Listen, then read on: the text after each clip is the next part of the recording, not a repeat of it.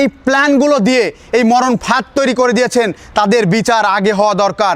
টাকা লুটপাট হয়েছে, দুর্নীতি হয়েছে, মরবে সাধারণ মানুষ, কোথায় পালাবেন?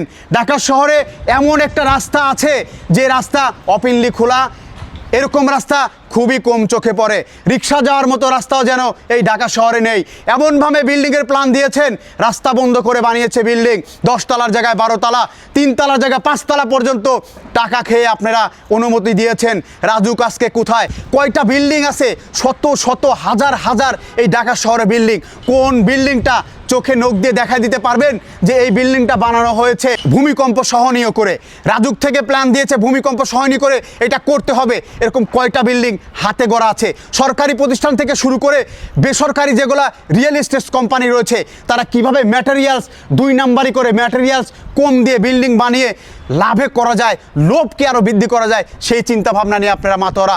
আজকে বাংলাদেশ যখন ভূমিকম্পর কবলে শুইলেই যেন মনে হয় এই 12 তলায় দাঁড়িয়ে আছি, এখনই মনে হচ্ছে যদি ভূমিকম্প হয় কোথায় গিয়ে দাঁড়াবো? কোথাও জায়গা ফাঁকা নাই, দেখতে পাচ্ছেন শুধু বিল্ডিং আর বিল্ডিং, কনস্ট্রাকশনে ছেয়ে গেছে আকাশের মতো উচ্চতায়। দর্শক, এই যদি হয় আমাদের পরিস্থিতি, তাহলে কোথায় গিয়ে দাঁড়াবে সাধারণ মানুষ?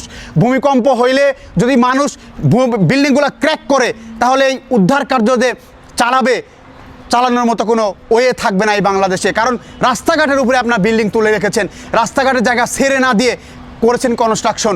আজকে এই পরিস্থিতি। ভূমিকম্পর থেকে আমাদের উপর আল্লাহ রক্ষা করুন। তবে শুকরিয়া আদায় করতে হবে সেসব লোভী মানুষদেরকে, সেসব অফিসারদেরকে যারা ঘুষ খেয়ে মানুষের মরণ ফাঁদ তৈরি করেছেন। আপনাদের বিচার হয়তো এই জমিনে না হলেও উপর আল্লাহ আপনাদেরকে ছেড়ে দিবে না। দুর্নীতিবাজ এবং ঘুষখোর, আপনাদের বিষয়ে জিরো টলারেন্স। আজকে থেকে শপথ করুন যে এই দেশকে কিভাবে নতুন কাঠামো দিয়ে জাপানি প্রযুক্তি ব্যবহার করে কিভাবে কনস্ট্রাকশন করা যায়। আর ঘুষ নয়, মানুষের জন্য জীবনের মরণ ফাঁদ আপনারা বানাবেন না, এই নিয়ে শপথ করুন। দর্শক, ভিডিওটা ভালো লাগলে সবাই শেয়ার করবেন এবং সেসব দুর্নীতিবাজদের, দুর্নীতি মানুষদেরকে যেখানে পাবেন সেখানে অবরোধ প্রতিহত গড়ে তুলুন। রাজুকের চেয়ারম্যান সাহেব এখন দৌড়াচ্ছে, তৎপর, খুবই তৎপর। এখন আপনি দৌড়াচ্ছেন কেন? রাজুকের চেয়ারম্যান সাহেব আপনাকে বলতে চাই, কোটি কোটি টাকা দুর্নীতি করে আপনার স্টাফদের মাধ্যমে কোটি টাকা লুটপাট করে যে ডিজাইনগুলো দিয়েছেন, একজন ইঞ্জিনিয়ার হিসাবে, আমি একজন ইঞ্জিনিয়ার হিসাবে আপনাকে বলতে চাই, যখন প্ল্যানগুলো অনুমোদন দিয়েছেন, 10 তলা বিল্ডিং হলে 12 তলার অনুমতি দিয়েছেন, এটা কতটুকু বৈধ ছিল?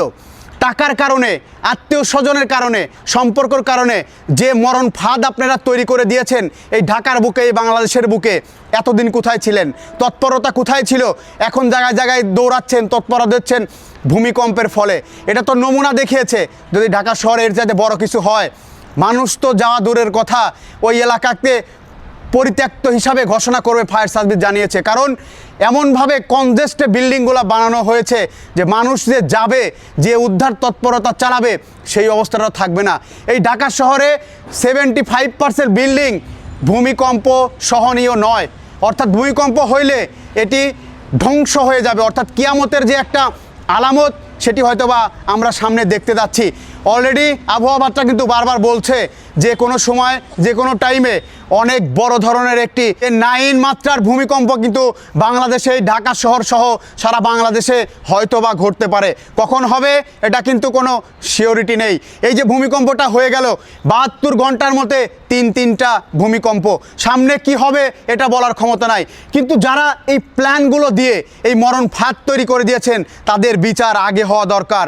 টাকা লুটপাট হয়েছে, দুর্নীতি হয়েছে, মরবে সাধারণ মানুষ, কোথায় পালাবেন? ঢাকা শহরে এমন একটা রাস্তা আছে যে রাস্তা ওপেনলি খোলা, এরকম রাস্তা খুবই কম চোখে পড়ে। রিক্সা যাওয়ার মতো রাস্তাও যেন এই ঢাকা শহরে নেই। এমনভাবে বিল্ডিংয়ের প্ল্যান দিয়েছেন, রাস্তা বন্ধ করে বানিয়েছে বিল্ডিং, 10 তলার জায়গায় 12 তলা, 3 তলার জায়গায় 5 তলা পর্যন্ত টাকা খেয়ে আপনারা অনুমতি দিয়েছেন। রাজুক আজকে কোথায়? ধরতে হবে মূল পয়েন্টে। দর্শক, আজকে একজন ইঞ্জিনিয়ার হিসেবে বলতে চাই, আমি নিজেও বিল্ডিং বানালে সেই বিল্ডিংগুলা কখনো পরীক্ষার মাধ্যমে ম্যাটেরিয়ালসগুলো চেক দিয়ে স্বয়ংসম্পূর্ণভাবে করার যে পদক্ষেপ, এইটি রাজুক কোনো সময় নেয়নি। যতগুলো বিল্ডিং বানিয়েছি তাদের অনুমতি আছে, কিন্তু জায়গা পরিসরে সেই বিল্ডিংগুলো কতটুকু উঠবে সেই তৎপরতা কোনো দিন দেখি নাই। কিন্তু এখন যখন ভূমিকম্প হচ্ছে, মানুষ মারা যাবে, ঢাকা শহর ধুলির সাথে মিশে যাবে, এরকম কথা শুনে এখন রাজুকের অফিসাররা দৌড়াচ্ছে মাঠে মাঠে। এখন দৌড়ায় কি করবেন? ঢাকা শহরে এমন একটি পর্যায়ে চলে গেছে, কোনো জায়গা খালি নাই। ফাঁকা জায়গা থাকলে তো বিল্ডিং উঠাবেন, এখন ধরে কি লাভ? এই কথাগুলো কানের ভিতরে ভালো করে নেওয়া দরকার আপনাদেরকে। দুর্নীতি করে আর কত দূর? সারা বিশ্বের বুকে যখন জাপানিদের ফর্মুলা ব্যবহার করছে স্ট্রাকচারাল ডিজাইনে, তখন আপনারা যত নিম্নমানের বিল্ডিং বানানো যায় এই বিল্ডিং বানানোর প্ল্যান করছেন আপনারা। জাপানের যে বিল্ডিংগুলো কনস্ট্রাকশনগুলো এখন হচ্ছে স্প্রিং আকারে, প্লেট আকারে তৈরি করছে তারা। নতুন আপডেট কিভাবে ডিজাইন করা যায় সেইটা নিয়ে কাজ করছে তারা। আর আপনারা কি করছেন? আপনারা লেক পারে হইলে 10 তলার জায়গায় 20 তলা প্ল্যান দিয়ে দিচ্ছেন। এই যে একটা অবস্থা, টাকা খেয়ে মানুষের মরণের ফাঁদ তৈরি আপনারা করে দিয়েছেন, এর জবাব আপনাদেরকে দিতে হবে। আর কিছু কিছু মানুষের কথাও বলি ভাই, মালিকেরা যারা আছে এত লোভ তাদের ভিতরে কাজ করে। 2 তলা বানালে 3 তলা কিভাবে বানানো যায়, রাজুকে দুর্নীতিবাজদেরকে ধরে কিভাবে 5 তলা তৈরি করা যায় সেই প্ল্যানে আপনারা মেতে থাকেন। এখন কিভাবে সামলাবেন? এই যে এত মানুষের প্রাণহানি হয়তোবা আল্লাহ না করুক যদি হয়, এইটা কিভাবে সামলাবেন? আপনারা কোথায় যাবেন? রাজুক থেকে যদি ইঞ্জিনিয়াররা সাজেস্ট করে এইখানে ক্যান্টিলিভার করা যাবে না, এইখানে এই বিমে এই পরিমাণ রিং দিতে হবে, আপনারা সে কথা রাখেন না। আপনারা কি রাখেন? আপনারা রাখেন হচ্ছে 2টা রিং কম দিয়ে, কলাম 2টাকে রড কম দিয়ে কিভাবে তৈরি করা যায় সেই প্ল্যানে আপনারা মাতোয়ার থাকেন। কারণ লোভ, টাকা বাঁচবে আরেকতলা করতে পারবো, এই যে লোভ, এই মালিকদেরকে এই লোভের কারণে হয়তোবা বড় ধরনের মাসুল আমাদেরকে দিতে হবে।